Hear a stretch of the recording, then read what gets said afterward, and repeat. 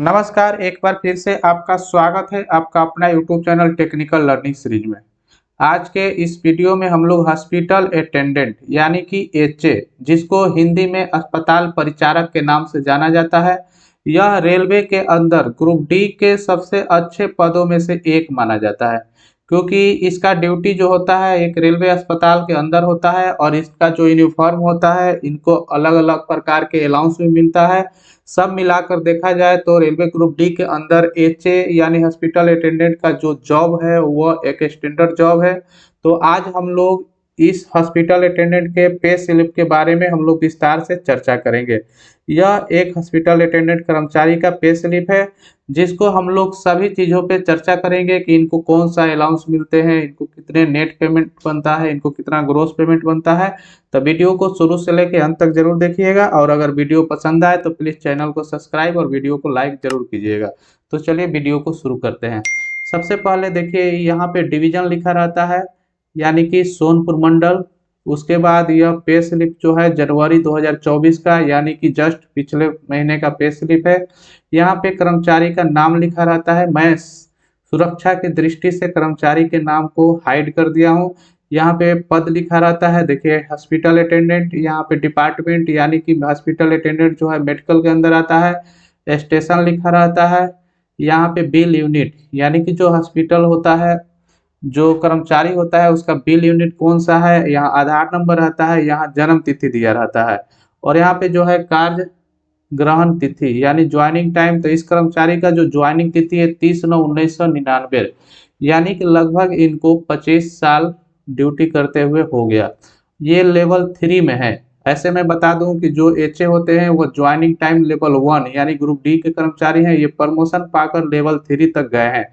इनका अभी बेसिक जो है 37,200 है। अगर आप नए नए ग्रुप डी में ज्वाइनिंग करेंगे तो आपका बेसिक 18,000 रुपया होगा और इंक्रीमेंट मिलते मिलते फिर आपका भी बेसिक 37,200 हो जाएगा। इनका नेक्स्ट इंक्रीमेंट डेट जो है 1 जुलाई 2024 को। उसके बाद यहाँ मोबाइल नंबर दिया रहता है। यहाँ पे जो होता है भविष्य निधि खाता यानी कि पीएफ अकाउंट नंबर रहता है।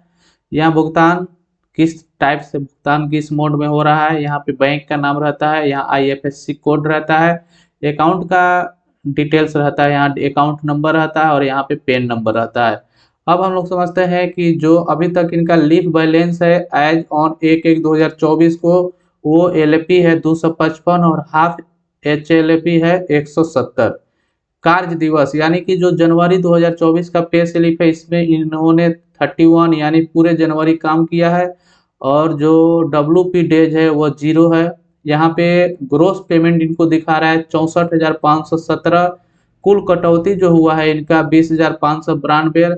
इनमें से कुल कटौती को माइनस करने के बाद जो नेट पेमेंट बना है इनका 43,925। अब हम लोग समझते हैं कि जो इनका ग्रोस पेमेंट 64,517 आया है, इनमें इनको क्या क्या मिला है।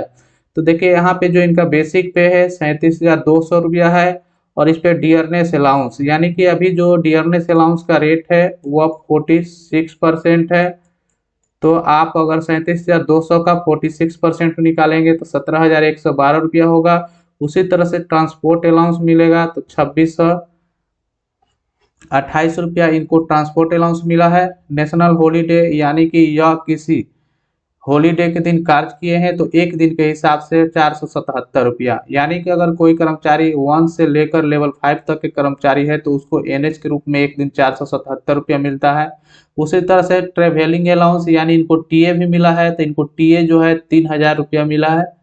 उसके बाद देखिए ब्रेक डाउन अलाउंस, जो हॉस्पिटल अटेंडेंट होते हैं उनको ब्रेक डाउन अलाउंस भत्ता मिलता है, यानी कि जो एक्सीडेंट रिलीफ ट्रेन होता है अगर वहाँ पे वो कॉल अटेंड करने जाते हैं तो वहाँ पे उनको ब्रेक डाउन अलाउंस मिलता है।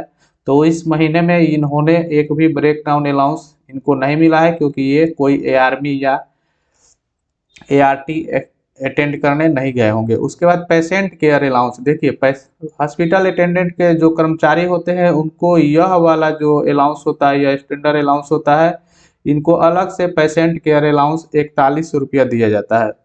जो सभी ग्रुप डी कर्मचारी जितने भी डिपार्टमेंट के ग्रुप डी कर्मचारी होते हैं उनसे यह काफ़ी अच्छा अमाउंट है। इसके कारण इनका अमाउंट यानी कि जो सैलरी होता है वो काफ़ी ज़्यादा हो जाता है। अब हम लोग समझते हैं कि रिकवरी क्या क्या किया गया है, क्या क्या कटा है। तो देखिए इनको पीएफ में कटा हुआ है 3100 रुपया, वॉलंटियर कंट्रीब्यूशन ये अपने से एक पीएफ कटवा रहे हैं पर महीना 2000 रुपया, ये आपके स्वेच्छा के अनुसार है। आप चाहेंगे तो इसको कटा सकते हैं, चाहेंगे तो नहीं कटा सकते हैं। उसके बाद जो रेलवे एम्प्लॉय इंश्योरेंस स्कीम होता है उसमें सभी कर्मचारियों को 30 रुपया कटता है, इस लेवल के कर्मचारी को। उसके बाद देखिए इलेक्ट्रिक चार्ज, यानी कि ये आवास रखे हुए हैं, इन्होंने रेलवे आवास में रह रहे हैं इसलिए इनको इलेक्ट्रिक चार्ज 957 रुपया कटा है। हाउस रेंट अलाउंस इनको 460 रुपया कट रहा है। उसके बाद जो वाटर चार्ज है वो 25 रुपया। और इनको इनकम टैक्स, यानी कि जो साल में इनकम टैक्स बनता है उस अनुसार इनको इस महीना 14,000 रुपया काटा गया है। और जो मंडल कर्मचारी कल्याण कोष होता है उसमें इनका 20 रुपया कटा है। तो ये सभी कटौती काटने के बाद टोटल 20,592 रुपया होता है। और इसको ग्रॉस पेमेंट से इसको माइनस करेंगे तो इनका नेट पेमेंट जो है 43,925 रुपया। अगर हम इसमें इनको 14,000 रुपया जो इनकम टैक्स कटा है इसको हम अगर ऐड कर देते हैं तो इनको लगभग 57,925 यानी 58,000 रुपया पर मंथ बन रहा है। तो यह रेलवे ग्रुप डी के जो एचए का पद होता है इसमें पेमेंट भी स्टैंडर्ड रूप में मिलता है। तो मिलते हैं एक ऐसे ही अगले वीडियो में, जब तक के लिए धन्यवाद, जय हिंद।